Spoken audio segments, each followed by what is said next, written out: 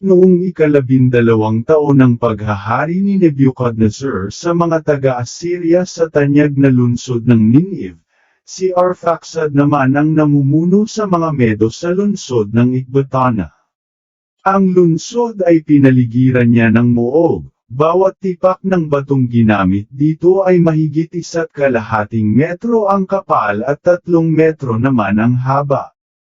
Pinataas niya ng 31.5 metro ang muog na ito at 22.5 metro naman ang kapal. Nagpagawa rin siya ng mga tore sa bawat pintuang pasukan. Ang sukat nito'y 45 metro ang taas at 27 metro ang kapal sa pinakapuno. Bawat pintuang pasukan ay 31.5 metro ang taas at 18 metro ang luwang upang madaling makapaglabas-masok ang mga hukbong nakakarwahe at mga sundalo. Sa panahong iyon, nakipagdigma si Haring Nebuchadnezzar kay Haring Arphaxad sa malawak na kapatagang sakop ng Rhegias. Maraming bansa ang tumulong kay Haring Arphaxad, lahat ng naninirahan sa mga bulubundukin, lahat ng taga-Euphrates, Tigris, at Hydaspes, at ang mga naninirahan sa mga kapatagang nasasakupan ni Ariok, ang hari ng mga Elamita. Napakaraming bansa ang kumampi sa Babylonia sa digmaang iyon. Si Haring Nebuchadnezzar ay nagpadala ng mga sugo sa lahat ng naninirahan sa Persia at sa kanluran. Ito ang mga taga-Cilicia, Damasco, Lebanon at Antay-Lebanon, ang lahat ng naninirahan sa baybay dagat. Gayon din ang mga taga-Carmel, Gilead, hilagang bahagi ng Galilea, at ang mga nasa kapatagan ng Jezreel. Nagsugo rin siya sa mga taga-Samaria, sa mga lungsod sa paligid ng Samaria, at sa ibayo ng Jordan hanggang Jerusalem, Bethania, Quelus, Cades at ilog ng Ehipto, gayon din sa Taphnes, Ramses, sa buong lupain ng Goshen. Tanas, Memphis at sa dakong nasa itaas ng ilog Nilo hanggang sa hangganan ng Ethiopia. Subalit hindi pinansin ng mga naninirahan sa lahat ng lupaing nabanggit ang panawagan ni Haring Nebuchadnezzar, ayaw nilang makiisa sa kanya sa pakikidigma. Hindi sila takot sa kanya, sapagkat sa palagay nila'y wala itong kakampi at itinuturing siyang nag-iisa ng kalaban niya. Napahiya ang mga sugo sapagkat wala silang tinanggap na anumang katuganan. Nagalit ng husto si Nebuchadnezzar sa nangyari at isinumpang paghihigantihan ang lahat ng taga-Cilicia, Damasco, at Syria, lilipulin ng Tibak ang mga taga-Moab, Ammon, ang buong Judea, at lahat ng naninirahan sa anumang lugar sa Ehipto hanggang sa dalampasigan ng dagat Mediteraneo at gulpo ng Persia. Nang ika-17 taon ng paghahari niya, pinangunahan ni Nebuchadnezzar ang kanyang hukbo laban kay Haring Arphaxad at siya'y nagtagumpay. Nag-api niya ang buong hukbong katihan, ang hukbong kabayuhan, at ang hukbong nakakarwahe. Sinakop niya ang mga lungsod ng Media at pagkatapos nagtuloy siya sa Ecbatana. Nakuha niya ang mga muog doon, nilimas ang mga pamilihan, at winasak niya ang dating napakagandang lungsod na iyon. Kinabul niya si Arphaxad na tumakas patungong kabundukan ng Rhegias at ng Abutan, pinatay niya ito sa pamamagitan ng sibat. Bumalik siya sa Nineveh kasama ang kanyang buong hukbo. Marami silang dalang samsam kaya't nagdiwang sila sa loob ng 4 na buwan. Kapitulo 2.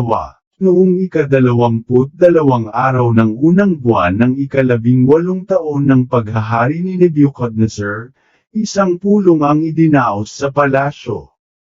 Pinag-usapan dito kung paano isasagawa ang banta ng haring maghihiganti sa mga bansang hindi tumulong sa kanya.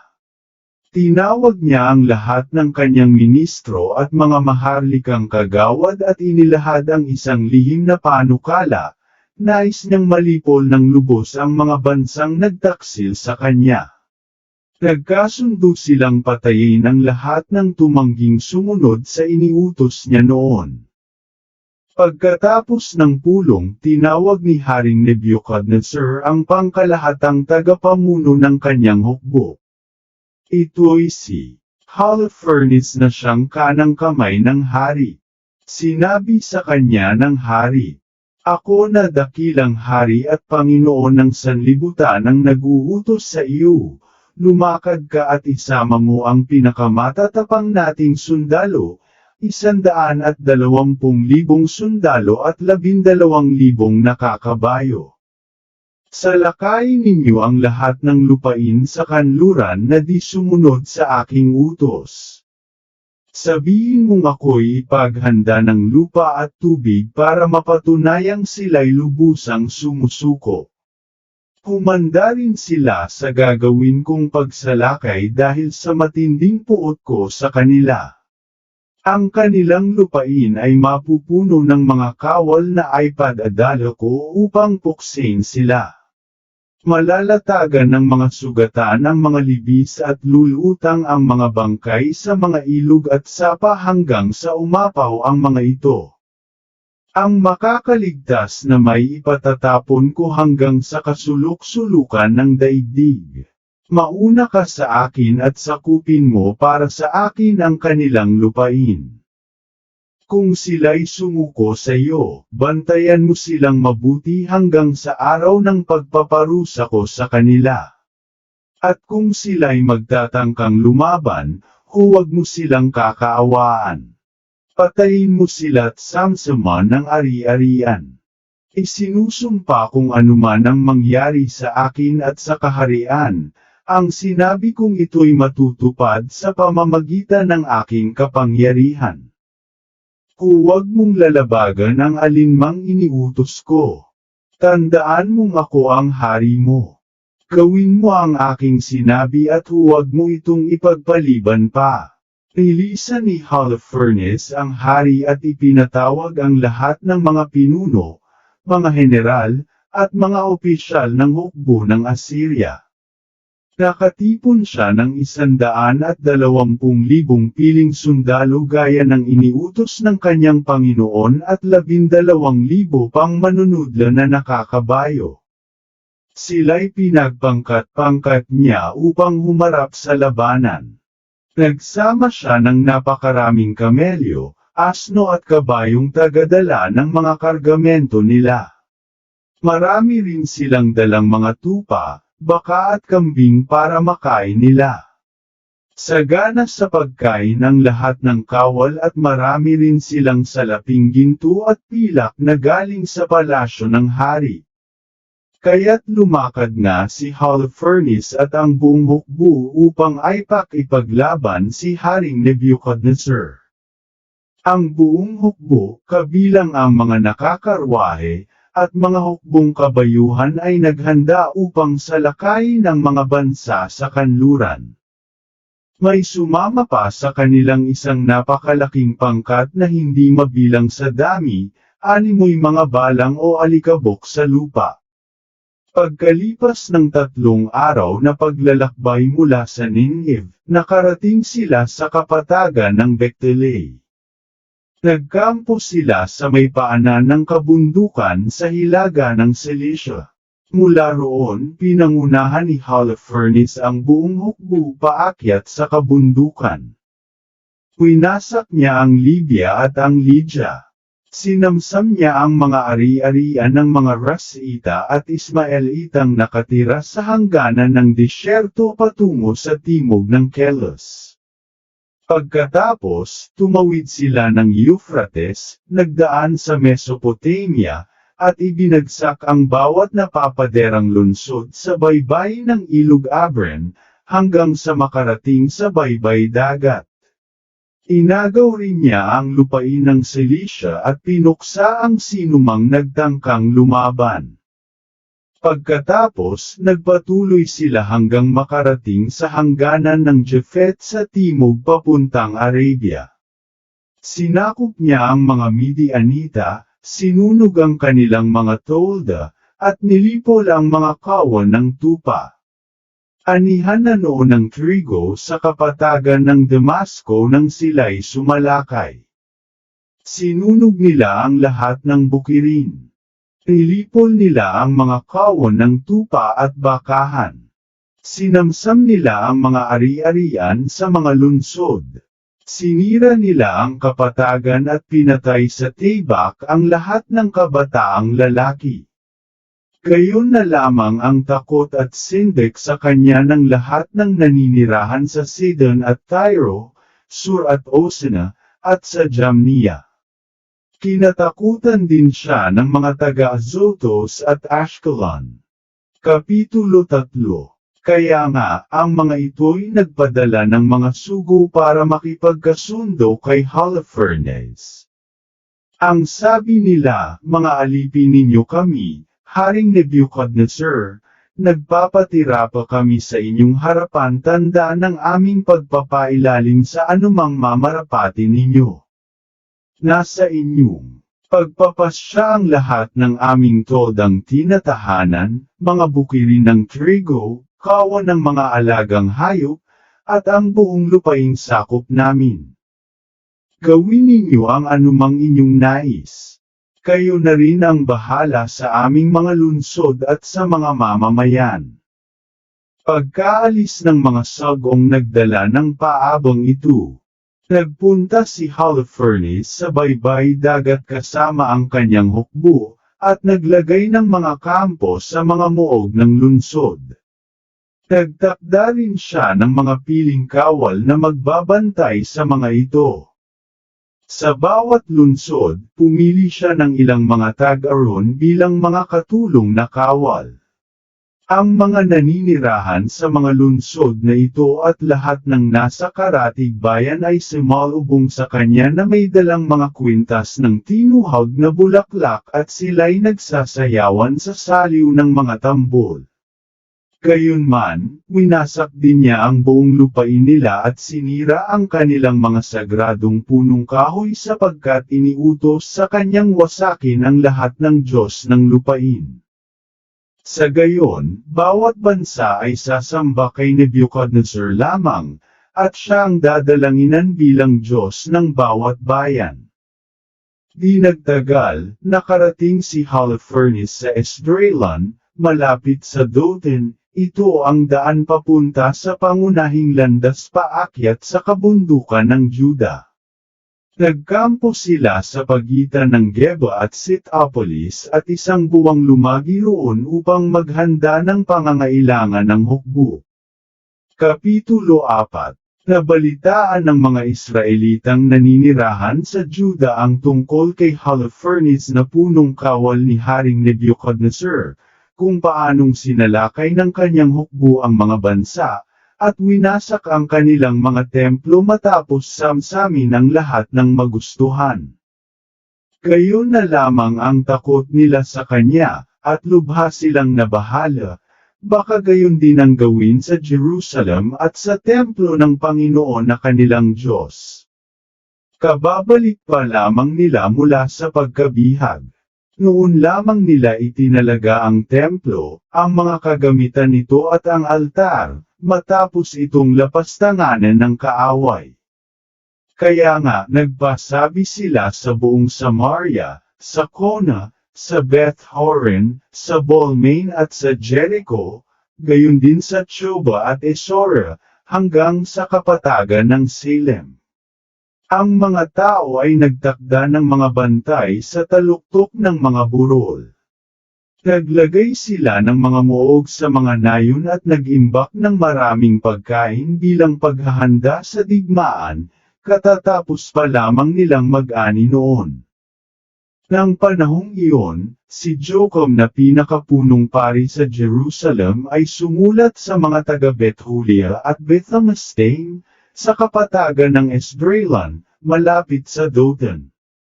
Mahigpit niyang ipinagbili na bantayang mabuti ang mga lagusang paakyat sa bundok sapagkat madaling mapapasok ang Judea mula rito.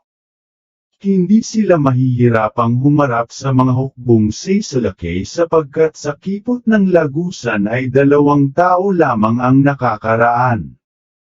Tinupad naman ng mga Israelita ang utos ni Joachim, gayon din ang pasya ng mga kinatawan ng buong bansang Israel na nagpulong sa Jerusalem. Bawat lalaki ay nagpakumbaba sa harapan ng Diyos, nag-ayuno at same time na nanalangin sa Kanya. Nagsuot silang lahat ng damit panluksa, pati ang kanilang asawa, mga anak, bayarang manggagawa, bawat dayuhang nakikipamayan sa kanila, at ang mga alipin nila, pati ang mga alaga nilang hayop. Lahat ng naninirahan sa Jerusalem, lalaki, babae at bata, ay nagpatira pa sa harap ng templo, may abo sa kanilang ulo, at nakadamit panluksa. Tinakpan din nila ng telang sako ang altar at nagkakaisa silang sumamo sa Diyos na iligtas ang kanilang mga anak at asawa sa pagkabihag, gayon din ang kanilang mga lungsod. Idinalangin nila na ang templo'y hindi malapastanggan ng mga taong di kumikilala sa Panginoon. At dininag ng Panginoon ang kanilang panalangin, sila'y kinaawaan sa gipit nilang katayuan, nag-ayuno ng matagal ang buong Juda at Jerusalem at nanatili sa santuwaryo ng Panginoong makapangyarihan. Si Joachim na pinakapunong pari, ang mga paring humaharap sa Panginoon, at lahat ng naglilingkod sa templo ay nakadamit panluksa. Kung nag-aalay ng mga handog na susunugan, mga kusang loob na handog ng mga tao, at mga handog dahil sa panata. Nilalagyan nila ng abo ang kanilang mga suot na putong sa ulo kung sila'y nananalangin para kalingain ng Panginoon ang buong sambahayan ng Israel. Kapiluto 5. Nang makarating sa kaalaman ni Holofernes na handang makidigma ang mga Israelita, nilagyan ng harang ang mga lagusan, tinayuan ng matitibay na muog ang lahat ng dakong mataas, at naglagay ng barikada sa kapatagan. Nagalit siya ng husto. Ipinatawag niya ang lahat ng pinuno sa Moab, mga pinunong Amonita, at lahat ng pinuno sa mga baybaying dagat. Nagsalita siya, magsabi kayo ng totoo. Anong uri ng mga tao ang naninirahan sa kaburulang iyon? Aling mga bayan ang tinitirhan nila? Gaano kalaki ang kanilang hukbo? Sino ang nagbibigay sa kanila ng kapangyarihan at kalakasan? Sino ang hari nila? At bakit sila lamang ang taga-kanluran na tumangging makipagkita sa akin? Sumagot si Aquire na pinuno ng mga Amonita, Panginoon, kung mamarapati ninyong makinig sa akin, sasabihin ko ang katotohanan tungkol sa bansang ito sa kaburulang hindi kalayuan dito. Isinusumpa kong hindi ako magsisinungaling sa inyo. Ang mga taong iyon ay buhat sa lahi ng mga taga-Babilonya. May panahong sa Mesopotamia sila namayan sapagkat ayaw nilang sumamba sa mga Diyos-Diyosan ng kanilang mga ninuno.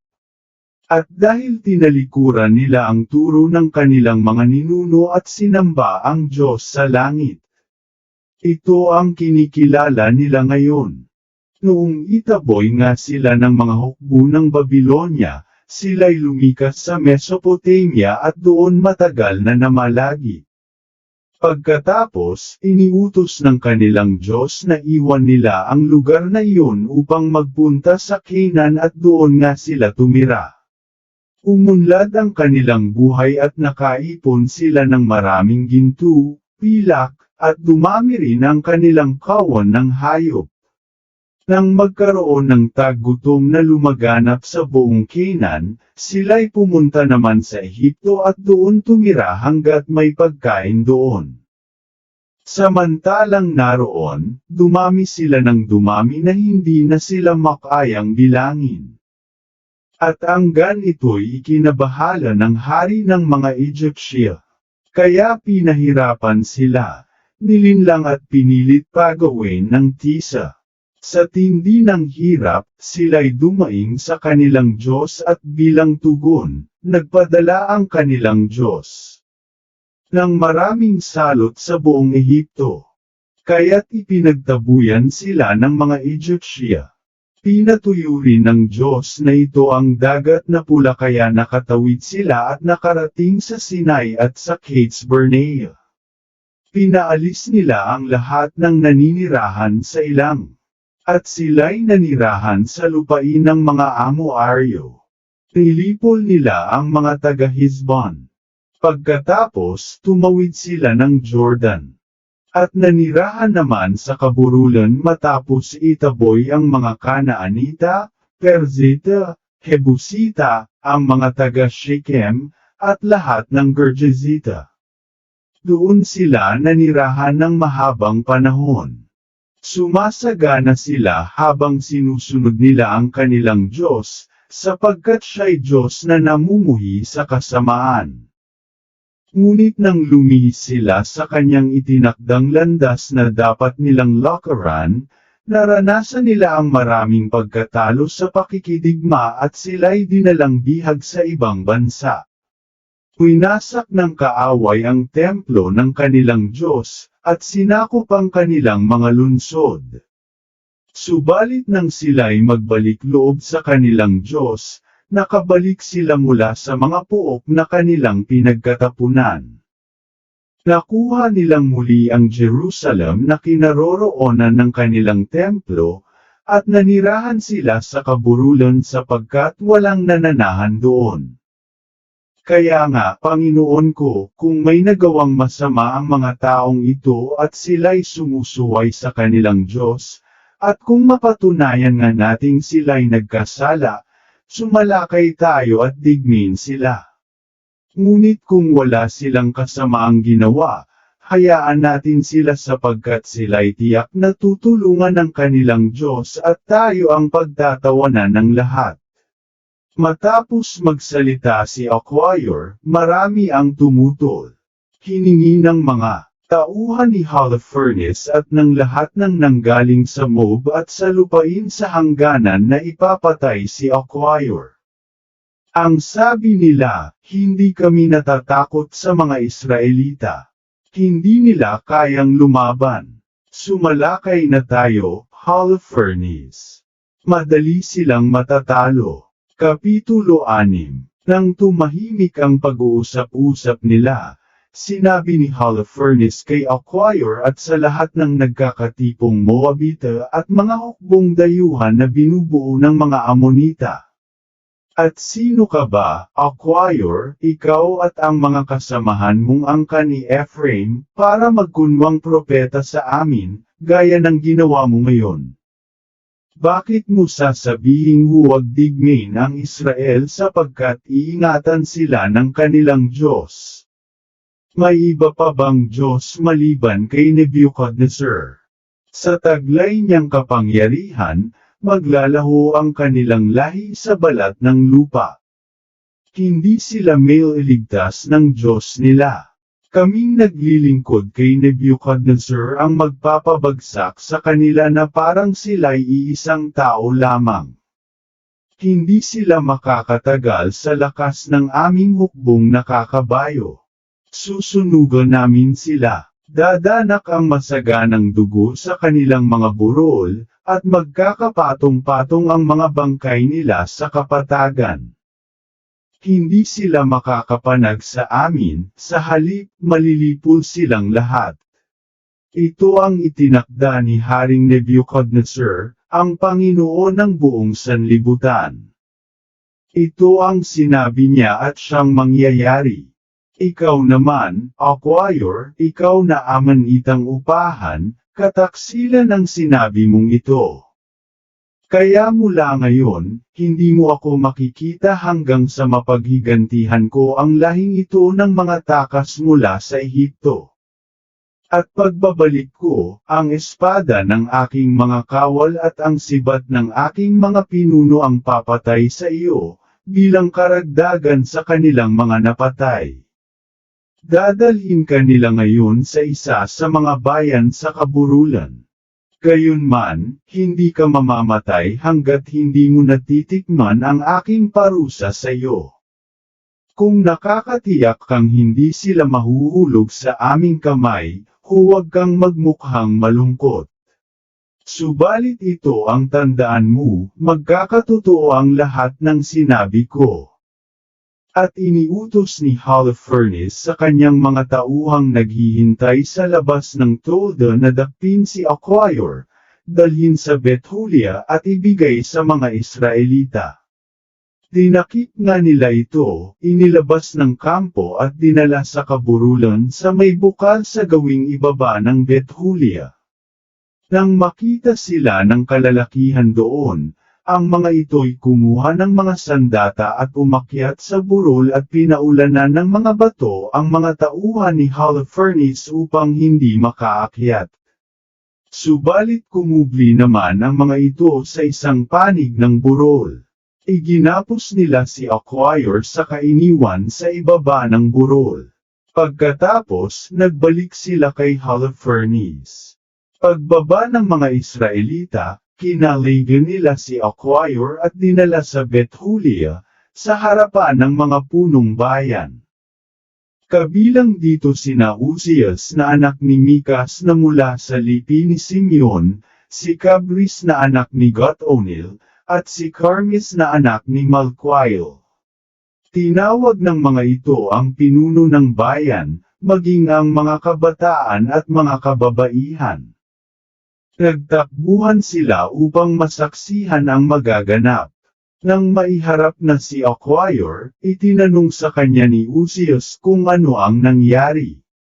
Isinalaysay naman niya ang pakikipag-usap niya kay Holofernes, ang mga sinabi niya rito, at kung paanong ipinagmalaki ni Holofernes ang balak gawin sa Israel. Nang marinig nila ito, ang mga tao'y nagpatira pa bilang pagsamba at pagsamo sa Diyos. Panginoon at Diyos sa langit, parusahan po ninyo ang kanilang kapalaluan. Kawan po ninyo ang inyong bayang niyuyurakan ang dangal. Mahabag po kayo sa amin at tulungan kami. Paulit-ulit nilang pinasalamatan si Aquaior dahil sa kanyang ginawa. Mula roon, siya'y isinama ni Uzias sa bahay nito, at do'y nagdaos ng isang handaan para sa matatandang pinuno. Magdamag silang nanalangin upang hingi ng tulong ng Diyos ng Israel. Kapitulo 7. Kinabukasan, iniutos ni Holofernes sa kanyang mga hukbo at lahat ng kapanalig na iwan ang kampo at lumusob sa Bethulia upang agawin ang mga lagusang papasok sa kaburulan at salakayin ang mga Israelita. Kaya't humanda silang lahat ng araw na iyon. Ang hukbo'y binubuo ng 170,000 sundalo at 12,000 nakakabayo, hindi pa kabilang dito ang napakalaking pangkat ng mga tagadala ng mga kagamitan.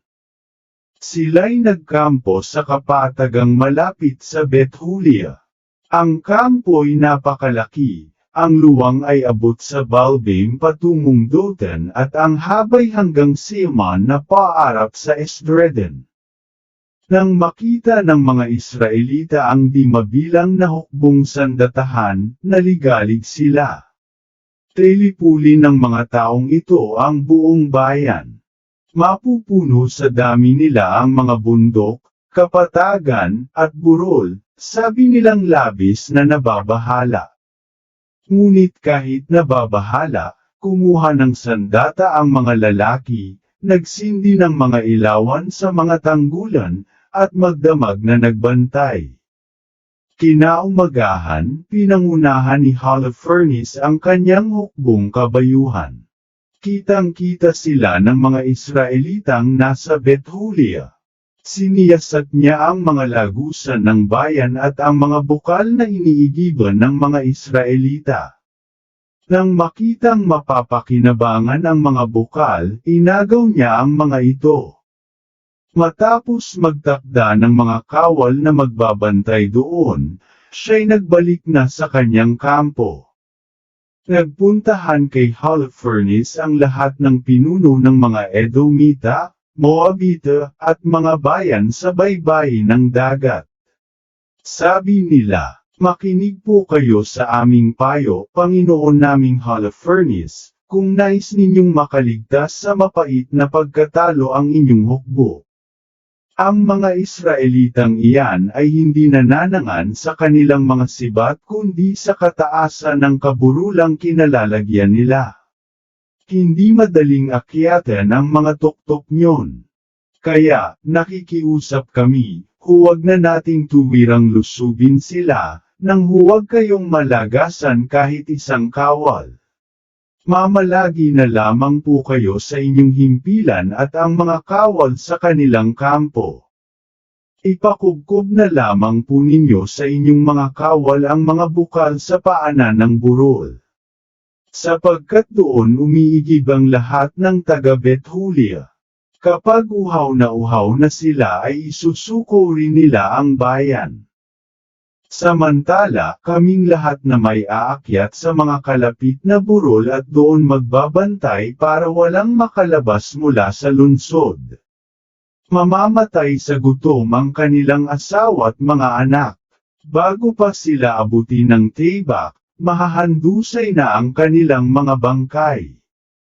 Iyon ang magiging mabigat na parusa sa kanilang pagtanggi sa inyo, sa halip na makipagkasundo. Sinang-ayunan ni Holofernes at ng lahat ng kanyang tauhan ang mungkahing ito. Agad niyang ipinatupad ang utos kaugnay nito.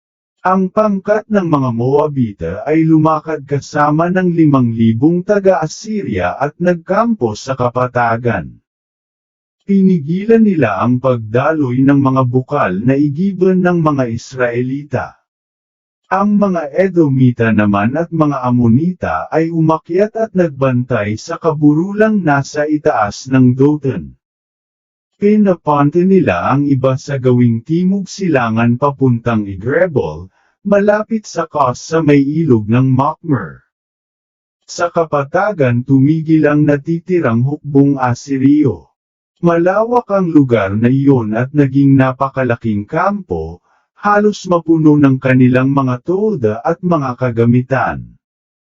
Talagang napakalaking pangkat. Nang ito'y makita ng mga Israelita, humingi sila ng tulong sa Panginoon na kanilang Diyos. Nasiraan sila ng loob sapagkat napapaligiran sila ng kaaway at wala silang makitang anumang paraan para makaligtas.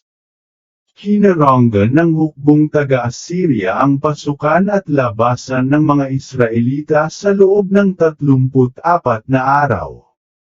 Naroon ang napakaraming sundalo at hukbong nakakabayo, at ang mga nakakarwahe. At naubos nga ang inipong tubig sa bawat tahanan sa Bethulia. Tuyo na rin ang mga balon. Mahigpit ang pagrarasyon ng tubig kaya't hindi nakakasapat sa kanilang pangangailangan. Nanghihina na rin ang mga bata dahil sa matinding uhaw. Nawawalan ng malay sa malabis na kauhawan ang mga babae at kabinataan. Nahahandusay na lamang sa mga lansangan at mga pintuan ang marami dahil sa kauhawan. Ang lahat, kabinataan, kababaihan, at mga bata, ay nagtipon sa harapan ni Uzias at ng mga pinuno ng bayan, at nagsigawan. Ang sabi nila, "Diyos ang humatol sa atin kung di kayo nakagawa ng napakalaking kamalian sa hindi ninyo pakikipagkasundo sa mga taga-Assyria. Tingnan ninyo, walang tumulong ngayon sa atin. Ipinailalim na tayo ng Diyos sa kanilang kapangyarihan." Mararatnan nila tayong patay bunga ng matinding pagkauhaw, at nakakalat sa buong lupain ang ating mga bangkay. Sumuko na tayo. Hayaan na nating samsamin ng hukbo ni Holofernes ang lahat ng maibigan nila rito.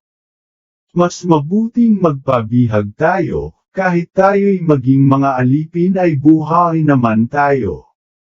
Hindi tulad nitong nakikita nating unti-unting namamatay ang ating mga anak at asawa. Ang langit at pati na ang lupa ang siyang saksi, ang ating Diyos, ang Diyos ng ating mga ninuno, ang saksi laban sa inyo.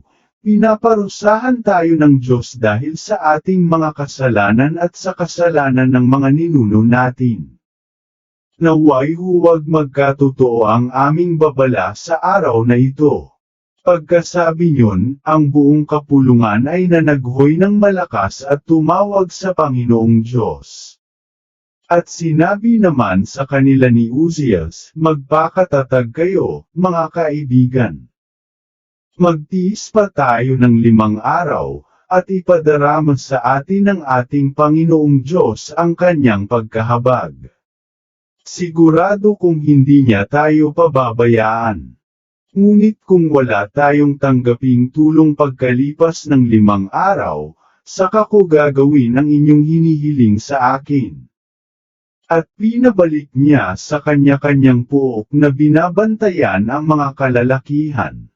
Nagtungo na nga sila sa mga muog at pintong binabantayan. Ang mga babae at mga bata ay pinauwi sa kani-kanilang mga bahay, kaya't ang kalagayan nila'y larawan ng kawalang pag-asa. Kapitulo 8. Ang lahat ng nagaganap ay nakarating sa kaalaman ni Judith, anak na babae ni Merari, at apo ni Ox. Si Ox ang anak ni Jose na nagmula sa lahi ni Uziel, Elkias, Ananias, Gideon, Raphaim, Ahitub, Elias, Hilkias, Eliab, Nathanael, Selumil, Sarasedai at Israel. Ang asawa ni Judith ay si Manases na mula rin sa kanyang lipi at sambahayan. Namatay ito nung panahon ng anihan ng Sebada. Sa tindi ng init ng araw, bigla siyang nagkasakit samantalang pinamamahalaan niya ang pagbibigkis ng inaning Sebada. Namatay siya sa Bethulia na kanyang bayan. Siya'y inilibing sa piling ng kanyang mga ninuno sa isang bakiring nasa pagitan ng Dotan at ng Baal-amon. 3 taon at 4 na buwan ng biyuda si Judith. Nang siya'y mabiyuda, pinalagyan niya ng bubong ang itaas ng kanyang bahay at doon siya namalagi at di nag-aalis ng damit panluksa. Sa loob ng panahong iyon, nag-aayuno siya araw-araw, maliban kung bisperas ng araw ng pamamahinga at kung mismong araw ng pamamahinga, kung bisperas ng bagong buwan at kung mismong bagong buwan, at kapag may kapistahan at mga araw ng pagdiriwang ang Israel. Napakaganda at kaakit-akit si Judith. Naiwanan siya ni Manases ng mga ginto at pilak, mga aliping lalaki't babae, bakahan at lupain. Siya ang namamahala sa mga naiwang ari-ariang ito ng kanyang asawa. Walang sino mang makapagpaparatang ng masama kay Judith, sapagkat isa siyang babaeng may takot sa Diyos at laging nananalangin. Nang mabalitaan nga ni Judith ang matinding pagrereklamo ng mga tao kay Uzias at sa mga pinuno ng bayan dahil sa kakulangan ng tubig, at kung paanong ipinangako ni Uzias na isusuko na sa mga taga-Assyria ang lungsod pagkalipas ng 5 araw. Tinawag niya ang isang alilang babae na namamahala sa lahat niyang ari-arian. Pinapunta niya ito sa pinuno ng lungsod upang hilingin kina Uzias, Cabris, at Carmis na makipagkita sa kanya. Nang dumating ang mga pinuno, sinabi ni Judith, pakinggan ninyo ang sasabihin ko, kayong mga pinuno ng Bethulia. Wala kayong karapatang sabihin sa mga tao at isumpa sa harapan ng Diyos na isusuko ninyo sa kaaway ang lungsod natin kung hindi tutulong ang Panginoon sa loob ng 5 araw. Bakit ninyo sinusubok ang Diyos? Itinaas ninyo ang inyong sarili at hindi ang Diyos. Ano't sinusubok ninyo ang Panginoong makapangyarihan sa lahat? Hindi na ba kayo natuto? Kung ang nasa loob ng isang tao ay di ninyo maunawaan, at di rin ninyo kayang unawain ang pag-iisip ng isang tao, gaano pa kaya ang lamalang sa tao? Kaya ba ninyong tarukin ang pag-iisip ng Diyos? Hindi, mga kaibigan. Huwag ninyong udiukang magalit ang Panginoon nating Diyos. Pagkat kung ayaw niyang tumulong sa atin sa loob ng 5 araw, malaya pa rin niya tayong matutulungan kung kailan niya naisin, o kaya'y maipapasya rin niyang hayaan tayong mapahamak sa kaaway. Hindi ninyo dapat limitahan ang Panginoon nating Diyos, hindi siya maaaring bantaan o pakitunguhang gaya ng isang tao lamang. Kaya, hintayin natin ang kanyang pagliligtas sa atin. Samantala, manalangin tayo sa kanya. Kung kanyang mamarapatin, tutulungan niya tayo. Wala ni isa man ngayon sa ating lipi o sambahayan, purok o bayan, na sumasamba sa mga Diyos-Diyos ang gawa ng tao bagaman iyon ay ginawa ng ating mga ninuno. Nangyari ito ng nakaraang panahon at siya ngang naging dahilan ng pagkahulog ng ating mga ninuno sa kamay ng kaaway. Sila'y pinatay, sinamsaman ang kanilang lungsod at mga bahay, kahindak-hindak ang pagkawasak nila.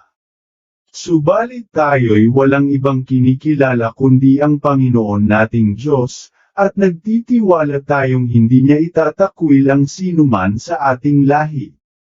Sapagkat ang pagkabihag natin ay mga ngahulugan ng pagkalipol ng buong Juda at pagkasira ng ating templo. Mananagot tayo sa Diyos kapag iyon ay nilapastangan. Saan man tayo dalhin bilang mga alipin ng mga hentil, susunod sa atin ang parusa ng Diyos, tulad ng pagkasawi at pagkabihag ng ating mga kababayan, at pagkatiwangwang ng minana nating lupain. Wala tayong mapapala kung susukot magpapaalipin tayo sa ating mga kaaway, ito'y loloobin ng Panginoon nating Diyos na maging ating kahihiyan.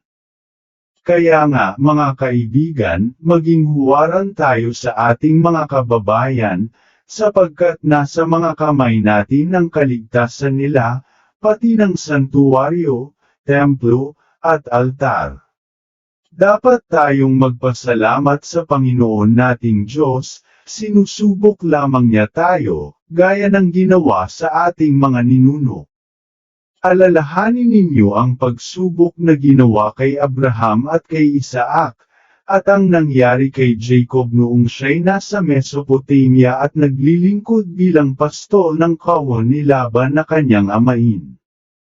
Hindi tayo ipinaiilalam ng Diyos sa mahigpit na kahirapan para subukan ang katapatan tulad ng nangyari sa ating mga ninunong iyon. At hindi rin siya naghihiganti sa atin, manapay dinidisiplina niya tayo para ituwid.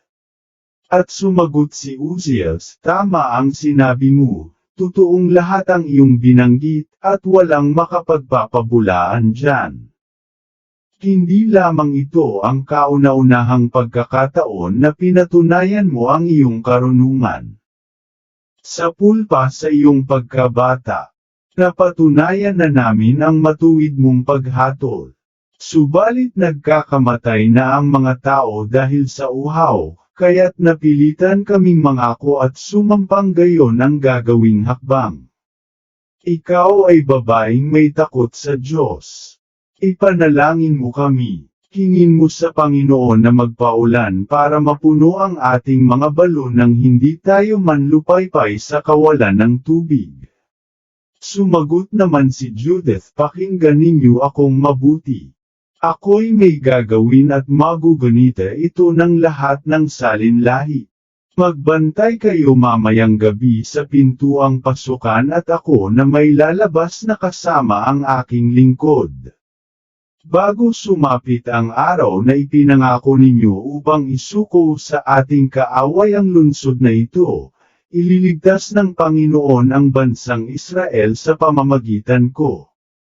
Subalit huwag ninyong sikapin pang malaman ang aking balak. Hindi ko sasabihin sa inyo hanggang hindi natutupad.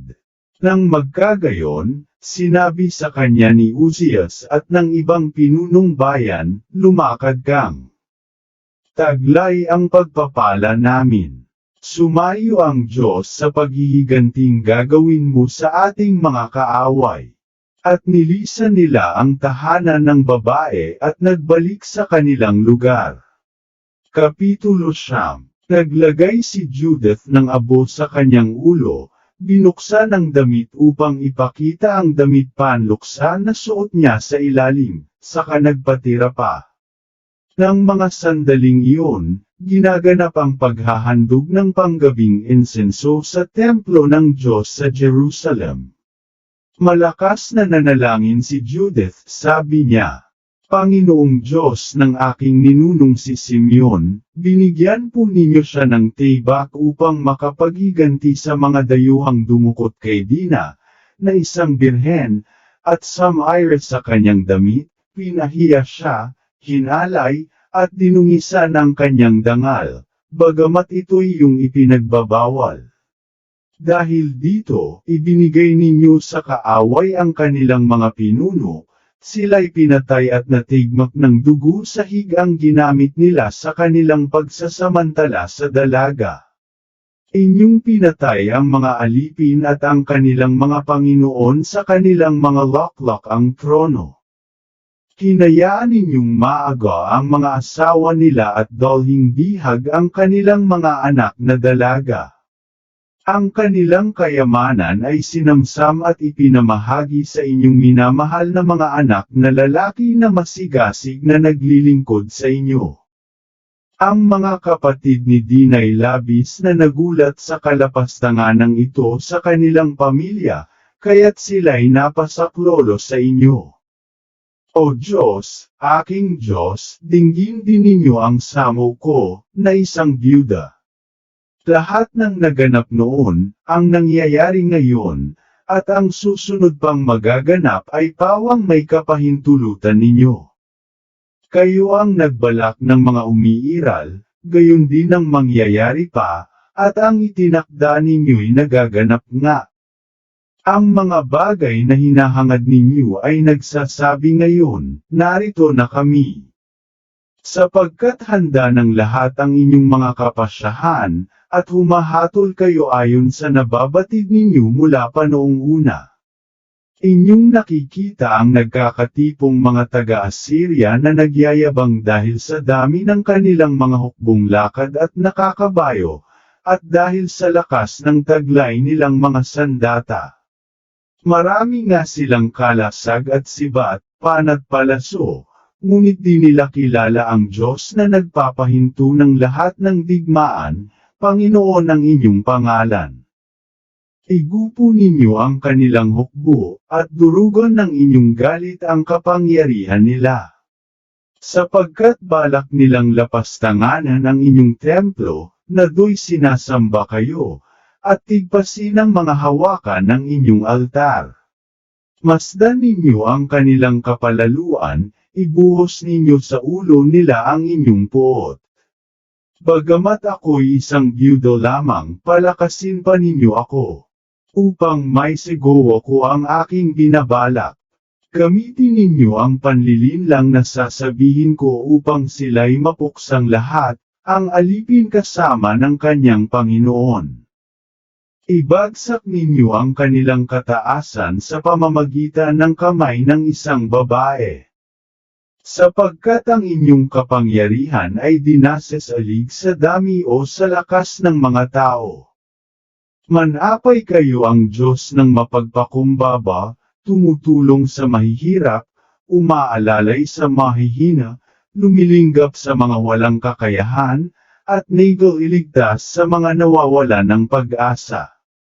Diyos ng aking ninuno, Diyos ng lahing Israel, Panginoon ng langit at lupa, lumikha ng karagatan, hari ng buong mundo, dinggin po ninyo ang aking dalangin.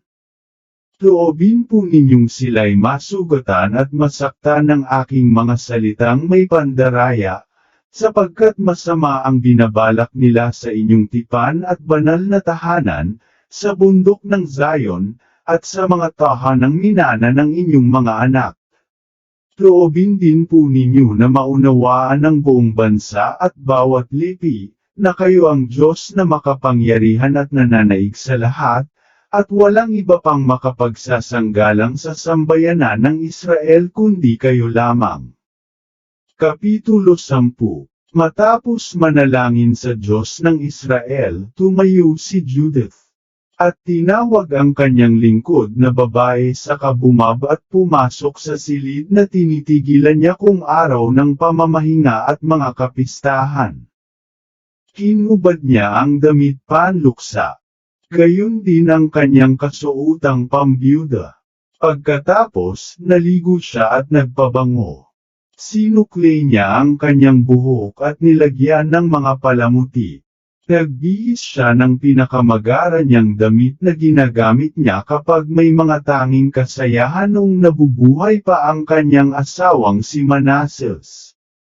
Nagsuot siya ng sandalyas pulseres para sa binti at bisig, mga singsing at hikaw, at lahat ng panggayak. Nagpaganda siyang mabuti para maakit ang sinumang lalaking makakakita sa kanya. Pinapagdala niya ang kanyang lingkod ng sisidlang puno ng alak at isang lalagyang may langis. Kumuha siya ng isang bag at pinuno ito ng binusang trigo, tinuyong igos at pinakamasarap na tinapay, at ipinadala sa lingkod. Sila'y lumabas sa pintuan ng Bethulia at do'y naraanang nakatayo't nagbabantay si Uzias, kasama sina Cabris at Carmis na pinuno ng bayan. Pagkakita nila kay Judith na iba na ang anyo at kagayakan, gayon na lamang ang kanilang paghanga sa kanyang kagandahan. At sinabi nila rito, samahan ka nawa ng Diyos ng ating mga ninuno at matupad mong matagumpay ang iyong binabalak upang magwagi ang Israel at matanyag ang Jerusalem. Sumamba si Judith sa Diyos. Pagkatapos ay sinabi sa kanila, pabuksan na ninyo ang pinto at ako'y lalabas upang gawin ang napag-usapan natin. Iniutos nga nila sa mga kabataang lalaki na buksan ang pinto. At lumabas si Judith kasama ang kanyang lingkod. Sinundan siya ng tingin ng mga kalalakihan sa bayan habang bumababa ng burol hanggang sa makatawid ng kapatagan at hindi na nila makita. Nang ang dalawang babae ay dumadaan sa kapatagan, nasalubong nila ang isang pangkat ng mga kawal na taga-Assyria na nagpapatrolya. Pinigil nila si Judith at tinanong, anong lahi ka? Saan ka nanggaling at saan ka pupunta? Sumagot si Judith, ako'y isang Hebreo, ngunit tumakas ako sa aking bayan sapagkat sila'y mahuhulog sa inyong mga kamay at masasawi. Pupunta ako kay Holofernes na inyong pinuno, may dala akong ulat para sa kanya. Maituturo ko sa kanya ang daanan papasok sa lungsod na nasa burol upang masakop niya ang buong bayang iyon nang walang mamamatay ni isa man. Habang nakikinig kay Judith ang mga lalaki, minamasdan nila ang mukha niya dahil hangang-hanga sila sa taglay niyang kariktan. Tigtas ka na, sabi nila, sapagkat naisipan mong puntahan agad ang aming Panginoon. Pumunta ka na sa kanyang tolda. Sasamahan ka ng ilan sa amin upang iharap sa kanya. Huwag kang matatakot sa kanya. Sabihin mo ang iyong sinabi sa amin, at pagpapakitaan kanya ng kabutihang loob. Pinasamahan sa sandaang kawal ang dalawang babae at dinala ang mga ito kay Holofernes. Kumalat sa bawat tolda ang balita tungkol sa pagdating ni Judith, at nagdatangan ang mga lalaki buhat sa lahat ng panig ng kampo. Pinagkalipumpunan nila si Judith na nakatayo sa labas ng tolda ni Holofernes at naghihintay hanggang sa maibalita rito ang tungkol sa kanya. Dahil sa kanyang kagandahan, naisip nilang ang mga Israelita ay kahangahangang lahi. Ganito ang usap-usapan nila, paano mo hahamakin ng isang bansang may magagandang kababaihan? Huwag nating paligtasan kahit isang lalaki, kung hindi, makukuha nila ang buong sanlibutan sa pamamagitan ng Geuma. Maya-maya, lumabas ang bantay ni Holofernes at lahat ng katulong niya at dinala si Judith sa loob ng tolda. Nagpapahinga si Holofernes sa kanyang higang may kulay ubing kulambo na ginayakan ng ginto, esmeralda, at iba pang bato. Nang sabihin sa kanya na naroon na ang babae, lumabas siya sa kanyang tulugan. Mayroong mga tagadala ng mga aylawang pilak sa unahan niya. Lahat sila'y humanga sa kagandahan ni Judith. Nagpatira pa naman ito sa harapan ni Holofernes, subalit siya'y itinayo ng mga alipin. Kapitulo 11. Pumanatag ka, sabi ni Holofernes. Huwag kang matakot. Hindi ko sinasaktan ang sinumang gustong maglingkod kay Nebuchadnezzar, na hari ng sangkalupaan. Hindi ko pag-iisipang digmain ang mga kababayan mong nakatira sa kaburulan kung di nila ako hinamak. Sila na rin ang nagudyok sa akin na gawin ito. Ngayon, sabihin mo kung bakit ka humiwalay sa kanila at umaanib sa amin. Nailigtas mo ang iyong buhay sa iyong pagparito. Pumanatag ka, ligtas ka na sa panganib. Walang sinumang mananakit sa iyo rito. Papakitunguhan ka tulad ng mga nasasakupan ng aking Panginoon na si Haring Nebuchadnezzar. Sumagot si Judith, Panginoon ko, pahintulutan po ninyong makapagsalita ang inyong abang alipin. Ang sasabihin ko sa inyo sa gabing ito'y siyang katotohanan. Kung susundin ninyo ang aking ipapayo, gagawa ang Diyos ng isang bagay sa pamamagitan ninyo, at tiyak na kayo'y hindi mabibigo. Mabuhay si Nebuchadnezzar, hari ng buong lupa, ang makapangyarihang nagsugo sa inyo upang magbigay kaayusan sa lahat ng nilalang, at sumusumpa ako sa pangalan ng hari.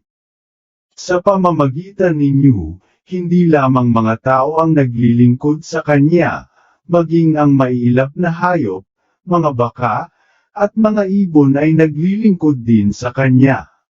Utang nila sa inyong kapangyarihan ang kanilang buhay habang naghahari si Nebuchadnezzar. Nabalitaan namin ang tungkol sa inyong karunungan at kakayahan. Alam ng buong daigdig na sa buong imperyo ng Assyria, kayo'y walang kapantay sa karunungan at kasanayan bilang mandirigma. Alam namin ang tungkol sa mga sinabi ni Acquire sa inyong kapulungan, sapagkat sinabi niya ito sa mga taga-Bethulia na nagligtas sa kanya. Huwag ninyong ipagwalang bahala ang sinabi niya, Panginoon. Paniwalaan po ninyo sapagkat iyon ay totoo. Talaga pong hindi dumaranas ng parusa ang aming lahi at hindi kami natatalo ng kaaway, maliban kung kami magkasala laban sa aming Diyos. Subalit hindi kayo mabibigo ngayon, Panginoon, sapagkat nakatakda na silang mamatay. Nasa ilalim sila ng kapangyarihan ng kasalanan, at kapag sila'y gumawa ng kamalian, mag-aalab sa kanila ang puot ng Diyos. Dahil sa pagkaubos ng pagkain at inumin, ipinasya nilang patayin ang kanilang mga hayop, at kumain na rin ng mga bagay na ipinagbabawal ng Diyos na kainin. Ipinasya rin nilang kainin pati ang mga unang ng trigo at mga ika-10 bahagi ng alak at langis bagaman ito'y itinalaga at inilaan para sa mga pari na naglilingkod sa aming Diyos sa templo ng Jerusalem, walang ibang dapat gumalaw niyon. Nagsugo sila ng ilan para humingi ng pahintulot sa mga pinuno sa Jerusalem, sapagkat ang mga taga-roon ay gumawa na rin ito. Sa sandaling tumanggap sila ng paabi tungkol dito at kanilang isagawa ito, sa araw ring iyon ay ipalilipol sila sa inyo. Kaya't nang ito'y malaman ko, lumayo ako sa kanila, at dinala ako rito ng Diyos upang gawing kasama ninyo ang mga bagay na ikamamangha ng sanlibutan, kapag nabalitaan ng mga tao. Ako na inyong alipin ay babaeng relihiyosa. Araw-gabi, sinasamba ko ang Diyos na nasa langit. Mananatili ako rito, Panginoon ko, at gabi-gabi, pupunta ako sa kapatagan at mananalangin sa Diyos. Ipapaalam niya sa akin kung nagkasala na sila. Agad akong babalik at sasabihin ito sa inyo, at pangunahan na ninyo ang inyong mga kawal. Hindi makakalaban sa inyo ang sinuman sa kanila. Ituturo ko sa inyo ang daang patawid sa Juda hanggang marating ninyo ang Jerusalem, at ilalagay ko ang inyong trono sa gitna ng lungsod. Susunod sila sa inyo na parang mga tupang nawalan ng pastol. Kahit na isang aso'y hindi tatahol sa inyo. Ipinahayag sa akin ng Diyos ang mga magaganap na ito at isinugo ako upang ipahayag naman sa inyo.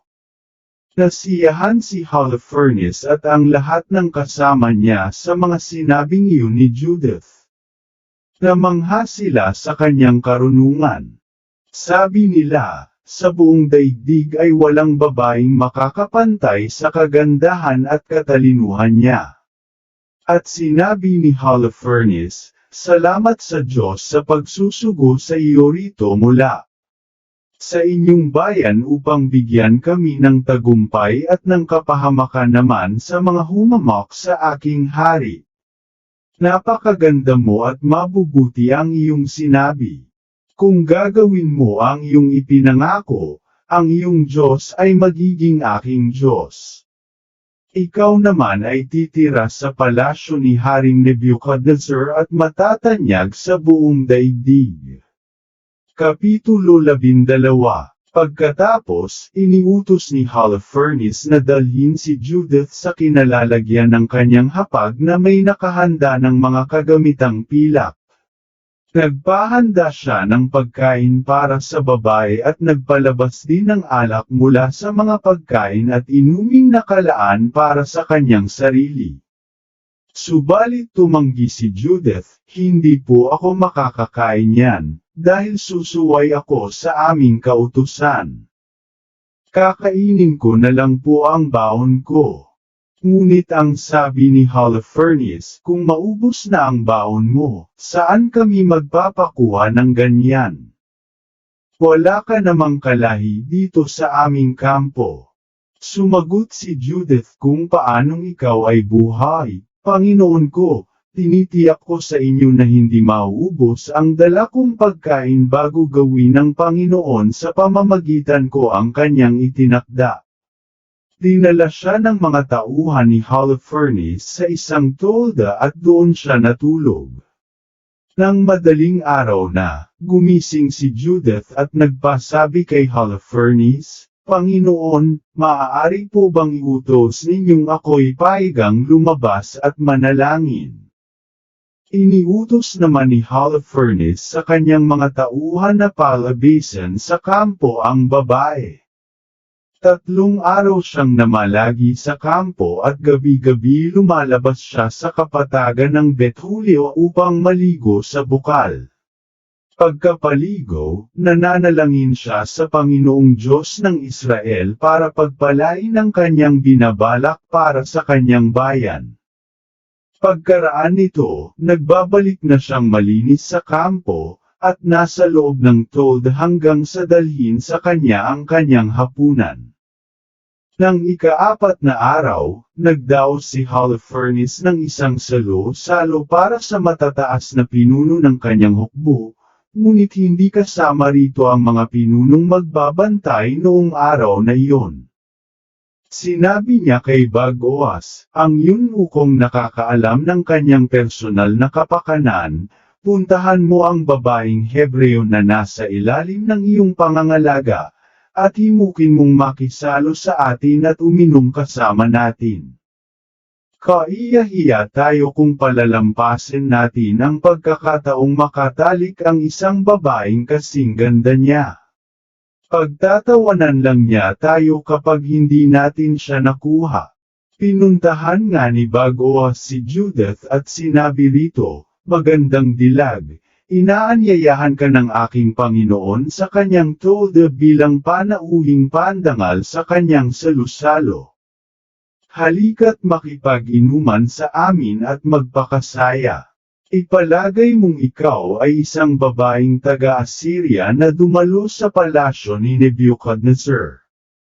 Sino akong tatanggi sa aking Panginoon? Tugon ni Judith. Akagagalak kong gawin ang anumang makalulugod sa kanya, at iyon ay ikararangal ko hanggang sa araw ng aking kamatayan. Nagbihis nga si Judith ng magarang damit at isinuot ang lahat ng panggayak at alahas. Naunang lumakad ang kanyang kasamang lingkod at inilatag sa lupa, sa harapan ni Holofernes, ang mga balahibo ng tupa na bigay ni Bagoas para gamiting sandalan ni Judith kapag siya'y kumakain. Nang dumating si Judith at maupo sa kanyang lugar, gayon na lamang ang paghanga ni Holofernes. Nakadama siya ng masidhing pagnanasang angkinan ang kagandahan nito. Katunayan, mula pa noong una niyang makita ito, naghahanap na siya ng pagkakataon para maangkin ito. Kaya't ang sabi niya rito, uminom ka at makipagsaya sa amin. Sumagot si Judith, talagang iyan po ang gagawin ko, aking Panginoon. Ito na ang pinakadakilang araw sa buong buhay ko. Pagkatapos, kinuha niya ang inihanda ng kanyang lingkod, at siya'y kumain at uminom sa harapan ni Holofernes. Tuwang-tuwa naman si Holofernes sa babae at napakaraming alak ang nainom niya ng sandaling iyon, higit kailanman sa buong buhay niya. Kapitulo 13. Nang gumabi na, nagpaalam ang mga panauhin at umalis. Isinara ni Bagoas ang pinto ng tolda para wala nang makapasok na alipin. At natulog na silang lahat. Napakatagal ng handaan kaya't pagod na pagod sila. Naiwan si Judith sa loob ng tolda, walang kasama kundi si Holofernes na nakabulagta sa kanyang higaan dahil sa labis na kalasinggan. Sa labas ng tolda, naghihintay ang lingkod ni Judith sa kanyang paglabas upang manalangin, tulad ng ginagawa niya araw-araw. Nasabi na rin ni Judith kay Bagoas bago ito lumabas, na siya ay lalabas at mananalangin gaya ng nakagawian. Nang makaalis na ang lahat at walang natira kundi siya, si Judith ay tumayo sa tabi ng higaan ni Holofernes at tahimik na nanalangin. Panginoong Diyos na makapangyarihan sa lahat, pagpalain po ninyo ako sa aking gagawin upang maghatid ito ng kadakilaan sa Jerusalem. Sapagkat ngayon na ang panahon para tulungan ninyo ang inyong bayan at papagtagumpayan ang aking balak na paglupag sa mga kaaway na nakahandang sumalakay sa amin. Pagkasambit nito, lumapit siya sa may yulunan ni Holofernes. At kinuha niya ang tibak nito sa kinasasabitan, at paglapit sa tabi ng higaan, dinaklot niya ang buhok ng lalaki. Palakasin mo po ako, Panginoong Diyos ng Israel, para magaw ko ito, sabi niya. Pagkatapos, makalawang ulit niyang tinaga ng ubod lakas ang leeg nito, at natigpas ang ulo. Iginulong niyang pahulag sa higaan ang katawan at kinuha ang kulambo sa kinasasabitan. Ilang sandali pa'y lumabas na siya at ibinigay sa lingkod ang ulo ni Holofernes. Isinilid ito ng lingkod sa dala niyang sisidlan ng pagkain. Nang malapit na sila, tumawag si Judith sa mga bantay sa pinto ang pasukan, buksan ninyo ang pinto. Ang Diyos, ang ating Diyos, ay sumasa atin. Ipinapakita pa rin niya sa Israel ang kanyang kalakasan at kapangyarihan laban sa ating mga kaaway. Ito'y pinatunayan niya ngayon. Nang marinig ng mga mamamayan ang kanyang tinig, nagmamadali silang pumunta sa pintuang pasukan at tinawag ang pinuno ng bayan. Nagtakbuhan ang lahat, matanda't bata, at hindi halos makapaniwalang si Judith ay nakabalik. Binuksan nila ang pinto at pinatuloy ang dalawang babae. Nagsindi pa sila ng sulo para siya makita, at pinagkalipumpunan ang dalawa. Malakas na sinabi ni Judith, purihin ang Diyos. O purihin natin siya. Purihin ang Diyos na hindi nagkakit ng awa sa sambahayan ni Israel. Ngayong gabi dinurog niya ang ating mga kaaway sa pamamagitan ko. At kinuha niya ang sisidlan at ipinakita sa kanila ang laman. Tingnan ninyo, aniya, narito ang ulo ni Holofernes na punong tagapagpaganap ng mga taga-Assyria. Narito rin ang kulambong ginamit niya samantalang nakahiga siyang lasing na lasing. Ginamit ng Panginoon ang isang babae para patayin siya. Bagamat ang aking mukha ang umakit sa kanya tungo sa kapahamakan, ang Panginoon ang nag-iingat sa akin kaya hindi niya ako nagalaw. Nanatiling walang danges ang pagkababae ko. Namangha ang mga tao. At kasabay ng pagpapatirapa bilang pagsamba sa Diyos, sabay-sabay silang nagsabi, purihin ang Panginoon nating Diyos.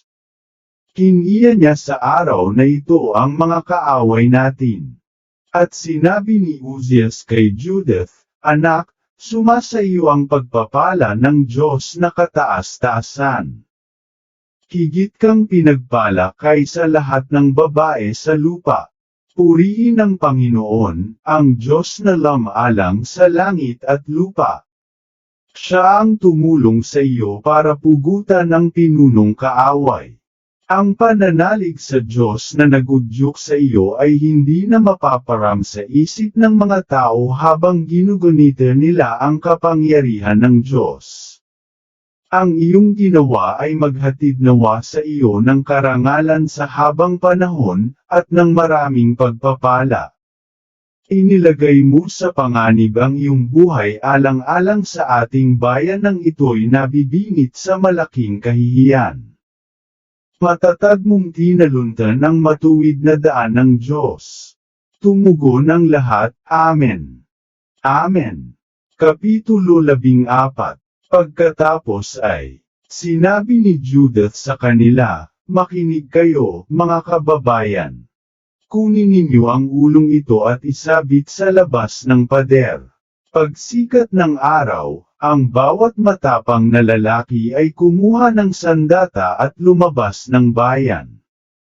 Pumili kayo ng isang tagapanguna nila at kumilos kayo na parang kayo'y bebab sa kapatagan upang sumalakay sa kampo ng mga taga-Assyria, ngunit huwag kayong bebab.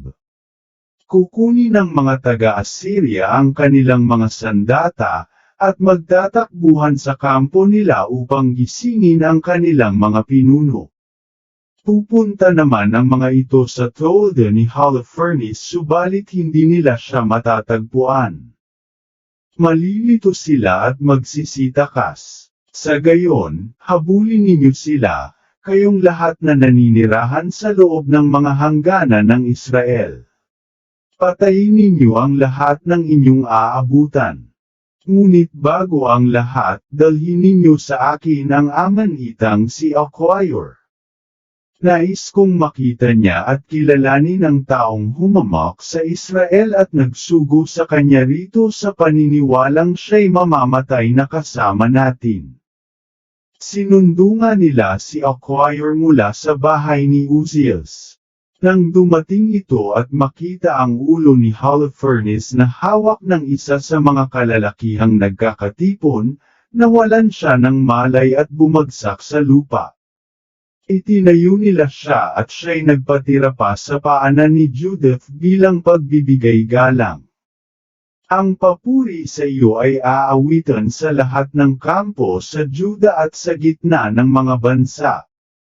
Manganginig sila kapag narinig ang iyong pangalan. Maaari bang isalaysay mo ngayon sa akin ang kabuuan ng iyong ginawa sa loob ng nagdaang mga araw? Ang wika niya. Kaya't sa harapan ng mga tao, isinalaysay ni Judith ang lahat ng ginawa niya mula nang siya'y umalis hanggang sa sandaling iyon na nag-uulat siya sa kanila. Pagkatapos niyang magsalita, nagsigawan sa pagbubunyi ang mga tao. Ang buong lungsod ay napuno ng kaligayahan. Si Acquire naman, pagkarinig sa lahat ng ginawa ng Diyos ng Israel, ay sumampalataya na sa Panginoon. Siya ay nagpatuloy bilang pagsunod sa utos na tinutupad ng mga Hudyo. Ganap siyang nakiisa sa sambahayan ni Israel hanggang wakas. Nang magbukang liwayway, isinabot ng mga Israelita sa labas ng pader ang ulo ni Holofernes. Pagkatapos, lahat ng lalaking Israelita ay kumuha ng sandata at pangkat-pangkat na nagpunta sa gilid ng bundok. Nang makita sila ng mga taga-Assyria, mabilis na ipinagbigay alam sa kanilang mga pinuno ang nagaganap. Ibinalita naman ito ng mga pinuno sa kanilang mga general, sa lider ng mga pangkat, at sa lahat ng tagapanguna. At pumunta sila sa tolda ni Holofernes at sinabi kay Bag-oas, "Gisingin mo ang ating Panginoon." Ang mga alipin ay magtatangkang makipagdigma. Kinahanap lang nila ang ganap na pagkalipol. Pumasok sa tolda si Bag-oas at tumawag sa kanyang Panginoon na akala'y natutulog kasama si Judith.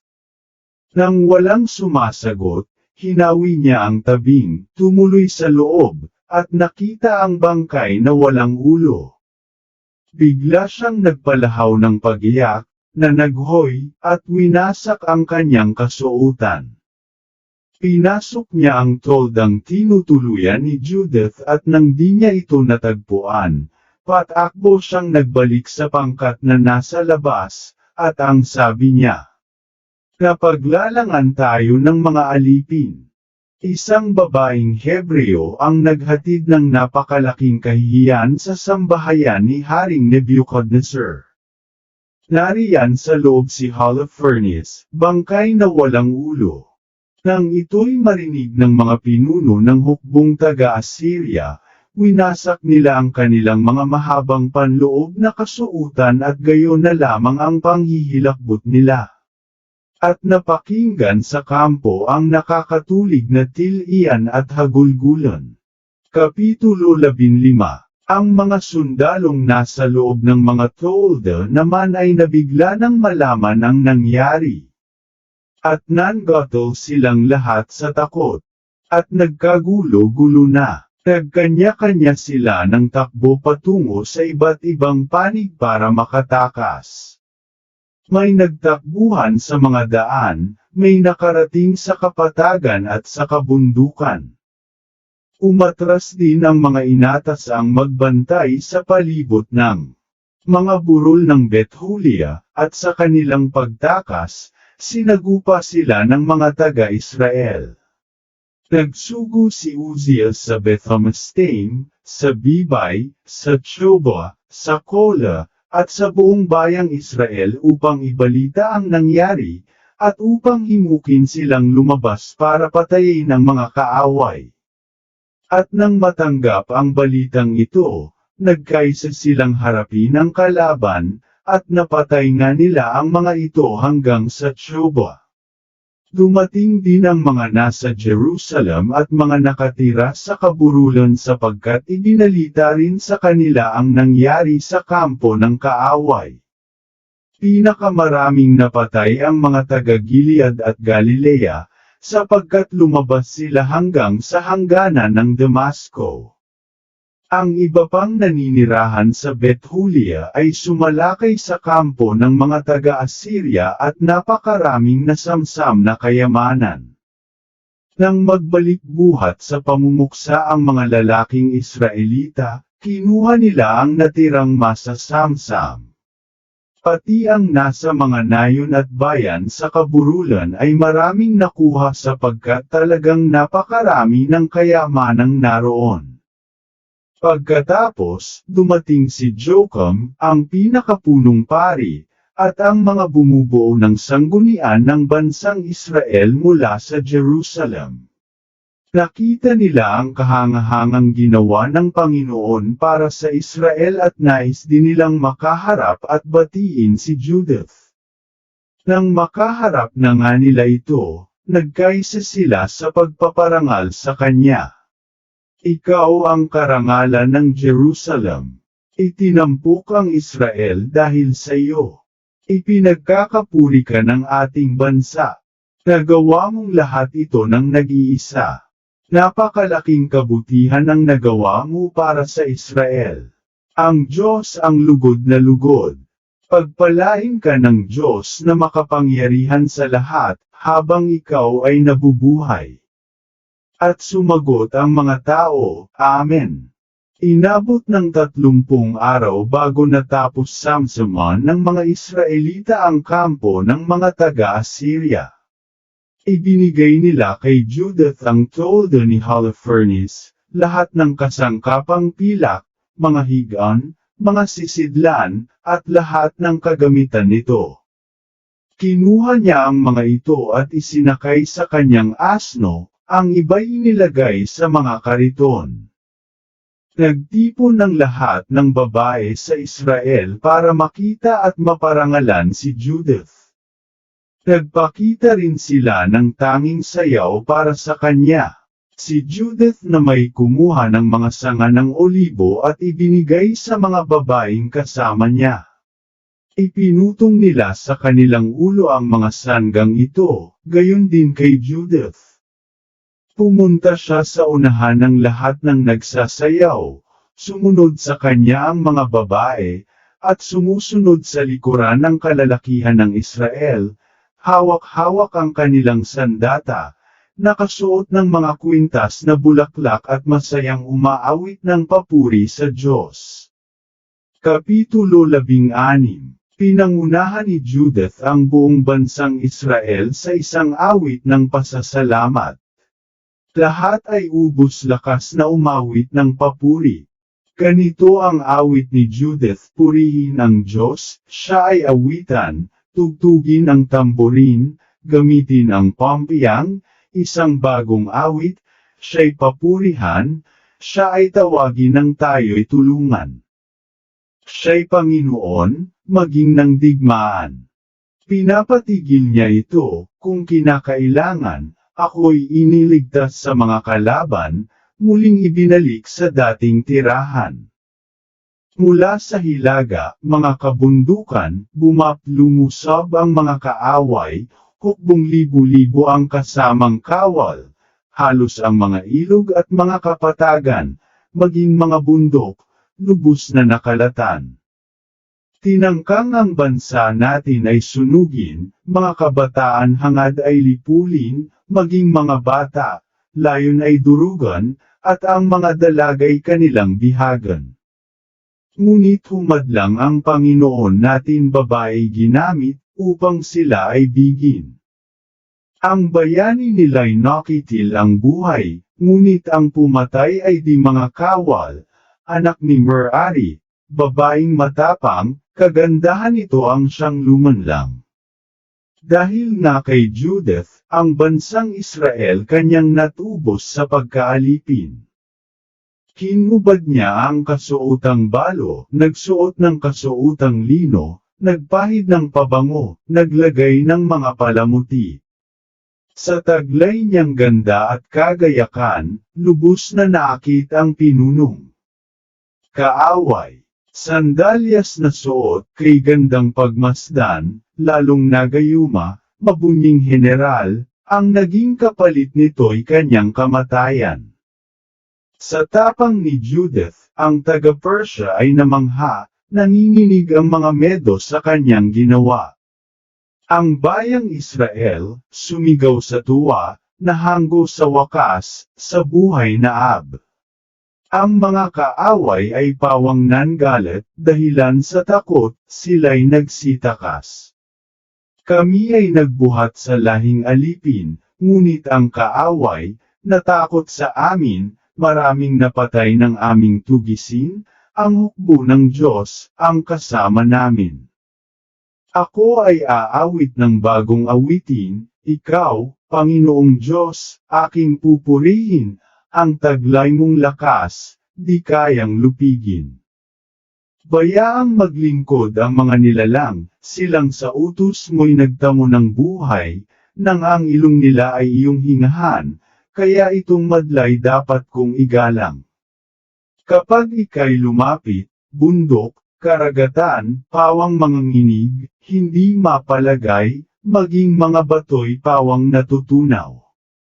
Ngunit sa sinumang masunarang tunay, ika'y nahahabag, lubos na nagmamahal. Panginoon nati lalong nagagalak, sa sinumang taong masunurit tapat, higit pa sa handog, kahit na anong sarap, na kung sinusunog ay humahalimuyak. Alinmang bansang sa ati lumaban, tiyak na haantong sa kapahamakan. Sila'y hahatulan ng Diyos na Panginoon. Pagsapit ng araw nitong paghuhukom, sila'y tutupukan, uod ay lilito, tatangis sa dusang walang katapusan. Pagkaraan nito, ang mga tao'y pumunta sa Jerusalem upang sumamba sa Diyos. Nagsipaligo muna sila, saka nag-alay ng mga handog na susunugan, mga kusang loob na handog at iba pang kaloob. At bilang pag-aalay ng panatanghain sa Diyos, inihandog ni Judith ang lahat ng ari-arian ni Holofernes na ibinigay sa kanya ng mga tao, pati na ang kulambong kinuha niya sa higa nito. Tumagal ng 3 buwan ang kanilang pagdiriwang sa Jerusalem, sa harap ng santuwaryo, at si Judith ay nakiisa sa kanila. Nang matapos ang pagdiriwang nagsiuwi na sila. Si Judith na may bumalik sa Bethulia at namalagi sa kanyang asyenda. At hanggang sa huling araw ng kanyang buhay, naitanyag siya sa buong bansa magmula nang mangyari ang ginawa niyang kabayanihan. Marami ang nanligaw sa kanya subalit hindi na siya nag-asawa pang muli nang mamatay ang asawa niyang si Manasseh. Higit siyang naging tanyag sa paglipas ng panahon at umabot siya ng 105 taong gulang. Hindi siya umalis sa tahanan ng kanyang asawa at siya'y namatay sa Bethulia kung saan inilibing siya sa tabi ng puntod ng asawa niyang si Manasseh. 7 araw na tinangisan ng Israel ang kanyang pagkamatay. Bago siya namatay, ang mga ari-arian niya'y kanyang ipinamahagi sa mga kamag-anak ni Manasseh at sa sarili niyang kamag-anakan. Kanya ring pinalaya ang lingkod niyang babae. Habang nabubuhay si Judith at sa loob ng matagal na panahon pagkamatay niya, walang sinumang nagtangkapang gumaambalang muli sa mga Israelita. Maraming salamat.